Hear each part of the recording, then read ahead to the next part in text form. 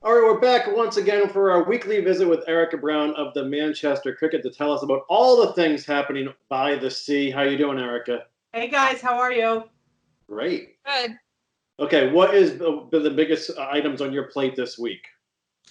Well, I think we're dealing with what everybody is dealing with, which is the week before the big week of the reopening for the state of Massachusetts. So everyone is kind of making their plans and sort of making what I would call their contingency plans because nobody really knows what it's going to be. So there's this kind of if-then stuff going on.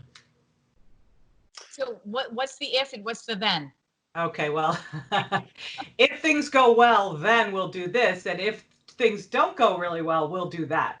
So it's a whole lot of that. But I spent a long time on the phone in the last couple of days with Cheryl Marshall, who is the head of the Parks and Recreation Department here in Manchester. So this is really her time of year. Think about it. I mean, once Memorial Day hits, it's about Singing Beach. It's about what we call summer playground, which is a old tradition here, which is our summer camp. It's our town camp.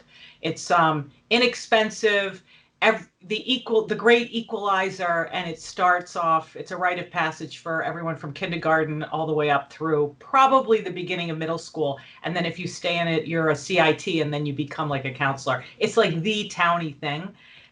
So she's got that on her plate, and then she also has sort of the beach management, that kind of thing. So not just Singing Beach, but really parks and beach parking attendance and things like that. So she's figuring all of that stuff out.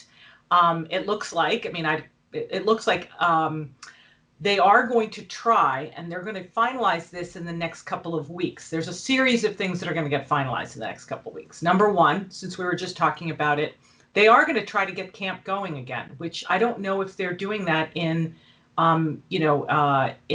Gloucester or in Rockport. Are they doing that there? Are they kind of committing? I have heard nothing about Rockport and nothing about Gloucester either. Yeah. Yeah, I mean, that's pretty impressive. We don't know yet what the governor will say. And also, what we're hearing is this is really complicated. And putting a bunch of children together, even outdoors, sounds complicated, right? Well, here's where they are right now, and this is part of the whole scenario planning. And you're right, it is complicated. And you're also right, it's admirable that they're kind of leaning in. I mean, Cheryl told me that their point of view is camp isn't sort of a nice to have for working families. Camp is necessary, and it's a necessary component to getting life back to normal. So here's where they are right now. They're going to start with a early July time period. So that's really what they're targeting for sort of going back. They're going to target maybe a 6-week summer schedule. So it's really abbreviated. They're also going to kind of limit it. Probably, she was saying she was floating half the students, half of the campers, small groups. They do not know whether or not they're going to do it either at the school, which is where it's typically hosted. Up until last year, when they started the construction of the new memorial school that we're building right now, it used to be at Memorial, and they moved it last year to the high school, to the Manchester Essex Regional High School, and it really, really well. It was a great flow. Everything worked great. Well, they're going to move it yet again. So it's either going to be at the high school, but in a different way, or they're thinking, and she hasn't told me where, but I can guess where from what she said. She said they're even considering doing it in large sort of outdoor tents with outdoor restrooms. So that's what they're thinking, and I think it's really interesting. And I'll keep going if you want. In terms of the 4th of July, which I didn't mention, but is also under her purview. She's a member of the 4th of July committee. They met this week and they finalized their recommendations, and they're actually going to make those recommendations on Monday to the Board of Selectmen. And it really will become official when the Board of Selectmen says it is.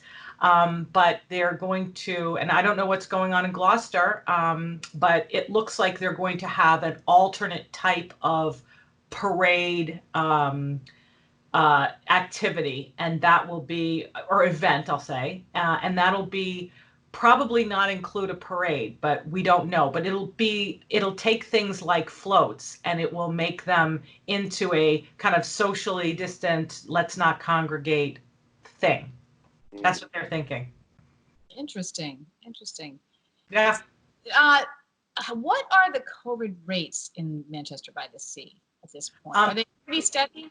It's funny, I happen to have the paper right here. They're really steady. As of Wednesday morning, we come out every Wednesday with our numbers, and so does Essex.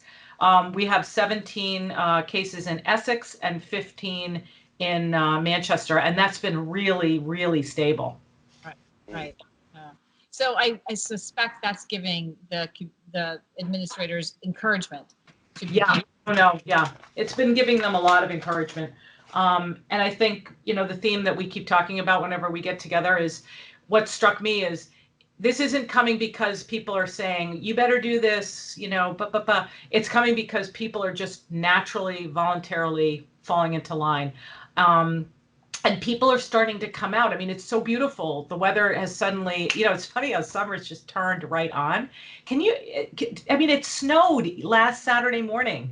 Yeah. And now you look outside and it's like 60 degrees. I mean, when was the last time you saw snow in the middle of May? 1977. Oh my God. I know that. I love that you know that. Yeah. I'm not kidding. I said that. That was rhetorical, Heather. I was boarding school. I was looking out the window. I was like, oh my gosh, there's snow in the lilacs. Yeah. I stayed up too late studying. Anyway. Yeah. So people are just getting out. They're getting out across the board. I had to. One thing that's interesting, I drove to Lynn yesterday. I had to drive to Lynn for something. And first of all, I'll tell you two things. Number one, I couldn't believe how many people were out, Swampscott and Lynn, and just sort of, they were out, but everyone's same vibe as you get here, which is everyone's trying to get about their lives as normal, but they're all having masks. They're all being responsible. Nobody's kind of panicky. You don't have this kind of eerie vibe. It feels very natural. The other thing that struck me, and this was really, clear to me, I started to get frustrated by the drive. I said, wow, it's a really long haul to go to Lynn. And people go to Boston every day, of course, further. I mean, Lynn, of course, is its own drive, but we spent so much time in the car as a daily kind of ritual. And I think on the other side of this, people are just going to be changed. They're not going to, we have so much more time now. I was pitched on a story about how people, what is the ranking of every town in Massachusetts on the quality of sleep during COVID? Really? Yeah. Isn't that interesting? Because they're tracking this sort of thing about this new lifestyle of being closer to home, kind of having a more, it's one of the silver linings. We've said that before to each other, but it's true. I totally agree. And the driving thing is real. I had to drive, I think, I don't know where I went, but it was not far. And I was thinking, gosh, I hate this. I'm in the car a lot. It was kind of to Gloucester. And I thought, do I do this? Did I do this all the time before? You sound like Islanders now. From Gloucester, we take the train to Beverly. Yeah. Right. So welcome to the club. So one last question, Erika. Of course, Singing Beach is the big question mark, and that means tourists coming to the town. And the activities you're talking about, the camp and the parade, those are local events. But what happens when people start getting off that train? Because I'm sure the town is talking about that. What do you think? I think that they're going to watch it very carefully. They can't regulate something that they don't understand and don't know about yet. That's number one. Also, number two, and they don't talk about it this way, but this is true. There's an upstream quality to this issue. So start with Singing Beach, but then look at the train and see what the MBTA is going to be doing for regulating populations on the train. And I think if they regulate that properly, then you're going to regulate who gets off of the train to go to Singing Beach. Do you know what I mean? So they're regulating what they can, which is parking. And that's what's happening in Gloucester as well. I know that that you can't regulate who's a resident and who's not a resident. Otherwise, it'll become really weird, really fast. But you can regulate parking and resident parking and just be really, really clear about it. And then, I think it'll take care of itself a little bit. And then if it doesn't, then you just have to take it when it comes, right? Right. So. Interesting. Well, it'll be. We're all anticipating what parameters are put in place come Monday, and so we're looking forward to chatting with you again to see how Manchester and Essex are sort of responding to everything. And here we go. It'll be week 10. Here we go. Yeah. I want to see what the line looks like at Captain Dusty's. Yeah. How stay 6 feet apart, right? Boy. Yeah. Exactly. All eyes on Captain Dusty's. Right. And maybe if they don't go to Captain Dusty's, they'll go to the new Village. The Village restaurant just opened up an ice cream shop in Essex. Oh yeah, that's right. Nice. Petition. So we have 3 ice cream shops. We have Captain Dusty's. We're gonna have the Village in Essex, and then of course there's always the Mad River. Mad River. Mad River. Mad River, which is, and this is for next time, across the street from the new cannabis shop. Okay, let's talk about that next week. Next time. All right, guys. Great to see you. Thanks, Erica. Bye.